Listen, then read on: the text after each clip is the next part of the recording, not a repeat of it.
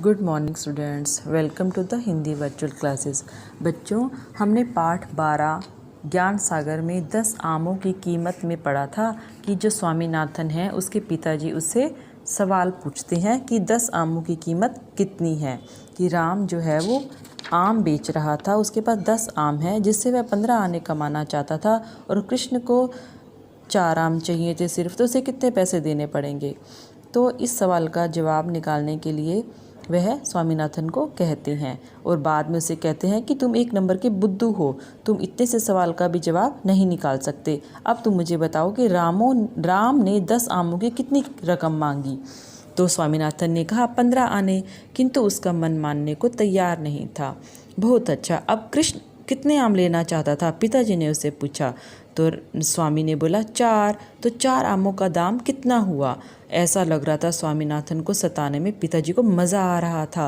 वह कैसे जान सकता है कि वह बेवकूफ़ कृष्ण कितना दाम देगा। देखो स्वामी, मन तो करता है तुम्हारी खूब मुरम्मत करूं। उसके पिताजी ने उसे बोला कि तुम्हारी खोपड़ी में क्या भूसा भरा है।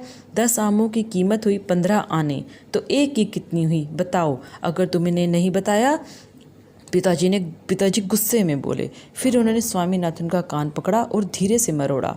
स्वामीनाथन की बोलती बंद थी, क्योंकि वह यह फैसला ही नहीं कर सकता था कि सवाल जमा का है, घटा का है, गुना का है या भाग का है।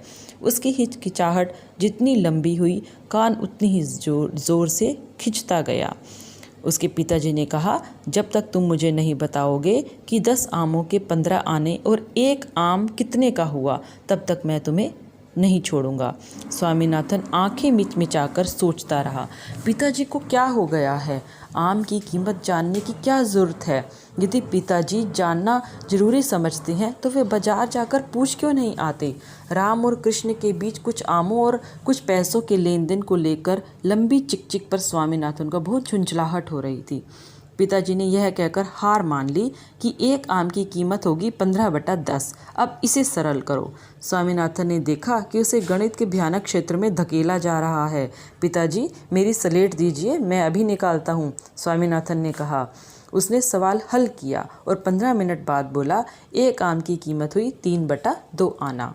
उसे उम्मीद थी कि उत्तर गलत बताया जाएगा, किंतु पिताजी ने कहा बहुत अच्छे, अब इसे भी सरल करो। 1 घंटा यातना झेलने के बाद, यानी कि पीड़ा झेलने के बाद, स्वामीनाथन ने घोषणा की कृष्ण को 6 आने देने होंगे। इसके साथ ही वह रो पड़ा। अब शाम 5 बजे क्लब जाते समय स्वामीनाथन के पिता को इस बात का अफसोस हुआ कि उन्होंने बेटे को सारी दोपहर परेशानी में डाले रखा। स्वामी को खंबे के पीछे खड़ा उदास देखकर उन्होंने पूछा, क्यों बेटे, मेरे साथ क्लब चलोगे?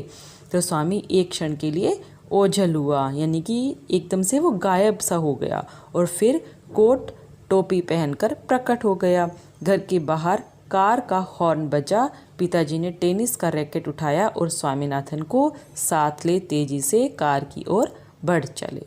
तो बच्चों, आप यह लेसन को ध्यान से रीड करें।